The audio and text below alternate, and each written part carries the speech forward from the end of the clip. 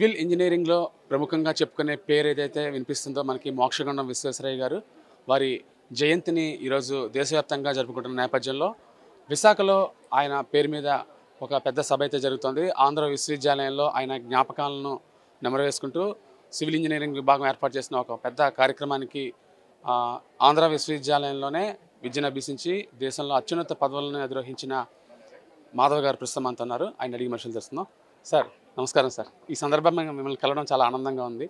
Sir, Mokshagundam Visvesvaraya గారి పేరు చెప్తేనే ఒక్కసారిగా భారతీయత అనేది ఉట్టుపడుతుంది. ఆయన యుక్తి కానీ ఆ ఇంజనీరింగ్ టెక్నాలజీ కానీ మనం ఒకసారి గుర్తు చేసుకుంటే భావితరాల వారికి ఒక మంచి మెసేజ్ వెళ్ళినట్టు అవుతుంది. మీ అనుభవాలు అప్పట్లో ఆంధ్ర యూనివర్సిటీలో ఎలా ఉండేవి? నెక్స్ట్ మోక్షగుండం విశ్వేశ్వరయ్య గారి గురించి మనం తెలుసుకోవాల్సింది ఏంటి? మేము ఇంజనీరింగ్లో ఉన్నప్పుడే వినేవాళ్ళం ఆయన గురించి. ఆయన ప్రాజెక్టు అప్పటికే చాలా ఫేమస్. సో మేము ఫైనల్ ఇయర్లో ఉన్నప్పుడు పనిగట్టుకుని వెళ్ళి కేఆర్ సాగర్ అంటారు, అది చూసాం. అక్కడి నుంచి పూనా వెళ్ళి కడక్వస్లాలో ఆయన ఇన్స్టిట్యూట్ పెట్టింది, అవి చూసాం. అప్పటి నుంచి ఆయన ఇన్స్పిరేషన్ అందరికీను. అలాంటి అయితే బాగుంటుంది. ఆ రోజుల్లో ఇంకా చాలామంది ఉండేవారు. హీరాకుడ్ డ్యామ్ కట్టిన వాళ్ళు, దెన్ కోయనా డ్యాము. ఈ సివిల్ ఇంజనీర్స్ అందరినీ చూసాకనే మాకు ఇన్స్పిరేషన్ వచ్చింది. మన సివిల్ ఇంజనీర్ అయితే దేశానికి వీలైనంత సహాయం చేయొచ్చు, ప్రోగ్రెస్ వచ్చేట్టు చేయొచ్చు అని. సో వీళ్ళంతా మాకు అప్పటి నుంచి ఇన్స్పిరేషనే. ఇప్పటికీ అదే కూడాను.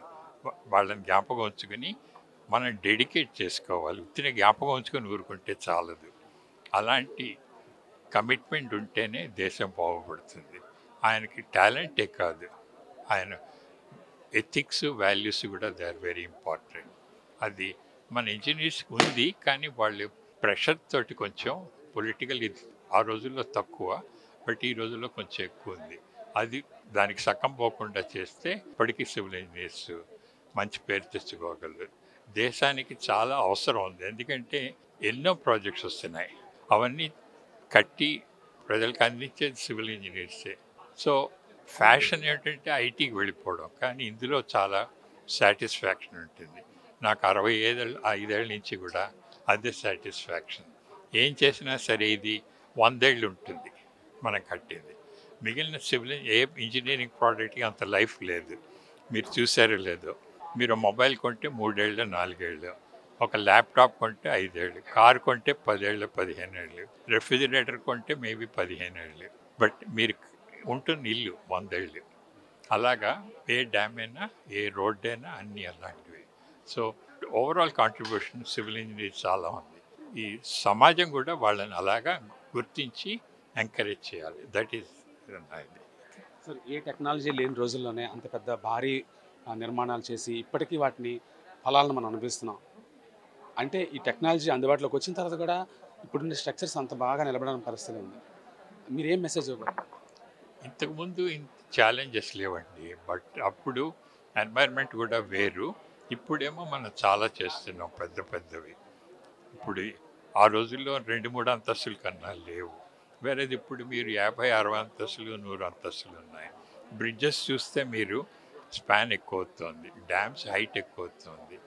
ఆ తర్వాత ఏమో ఈ అట్మాస్ఫియర్ వెదరు మారిపోతుంది. ఇప్పుడు మీరు చూసారో లేదో, గ్లోబల్ వార్మింగ్ అనండి, what ever it is, extreme events వచ్చాయి. ఇంత వరదలు అవి ఎవరు ఎక్స్పెక్ట్ చేయలేదు. ఎర్త్క్వేక్స్, జనం ఎక్కువైపోయారు. దాంతో వాళ్ళంతా ఎంక్రోచ్ అవుతున్నారు నదుల మీద, వాటి మీద. సో వాటి వల్ల చాలా ఎఫెక్ట్ ఉంటుంది. సార్, మన రాష్ట్రానికి సంబంధించి ఒక జాతీయ ప్రాజెక్టుగా చెప్పుకునే పోలవరం నిర్మాణం చాలా వరకు జరుగుతోంది. దానికి సంబంధించి మీ అబ్జర్వేషన్ ఏంటి? మీరు ఎలాంటి సూచనలు? అంత డీటెయిల్ తెలియదండి, బట్ నా ఉద్దేశంలో ఇది చాలా important project.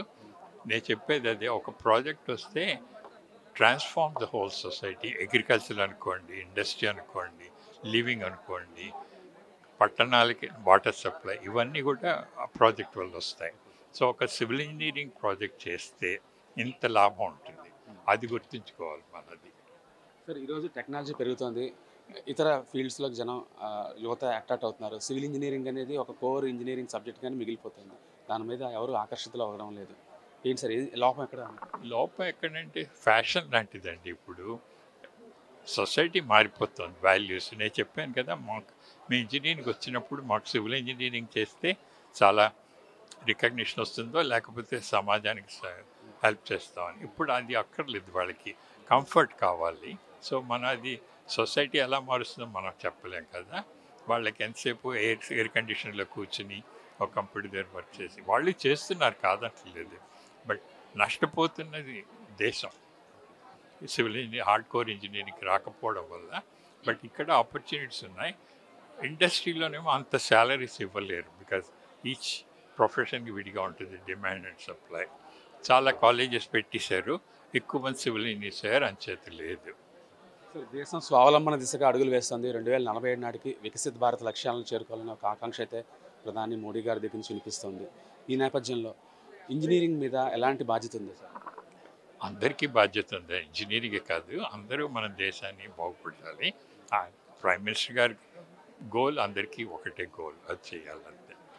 Sir Mokshagundam Visvesvaraya జ్ఞాపకాలు విశాఖలో ఇప్పుడే ఉన్నాయి. అలాగే తిరుపతి ఘాట్ రోడ్ నిర్మాణంలో కానీ విశాఖలోని పోర్ట్ నిర్మాణంలో ఒక కీలకమైన అంశాన్ని ఆయన లేవనెత్తి దాని పరిష్కారం చూపించారు. వాటిని ఒక్కసారి నెంబర్ వేసుకుంటారన్నమాట.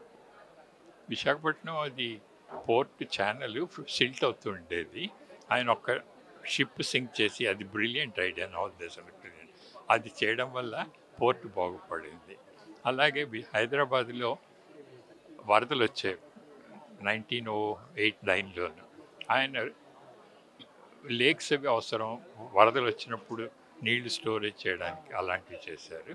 ఆయన డ్యామ్లు అవి కట్టారు, దెన్ దేశానికి అన్ని చేశారు. ఓకే, ధన్యవాదాలు సార్, మీతో మాట్లాడడం ఆనందకరం సార్. ఇది ముఖ్యంగా మోక్షగుండం విశ్వేశ్వరయ్య గారికి స్ఫూర్తి భావి ఇంజనీర్లకు కలగాలని సివిల్ ఇంజనీరింగ్ ఒక ప్రాథమిక అంశంగా ఉండేది. అయితే భవిష్యత్తులో దీని అవసరం చాలా ఉందని చెప్పి మాధవ్ గారు చెప్తున్నారు. వీడియో జర్నలిస్ట్ సూర్యతో Murthy, VBC on TV, Visakhapatnam.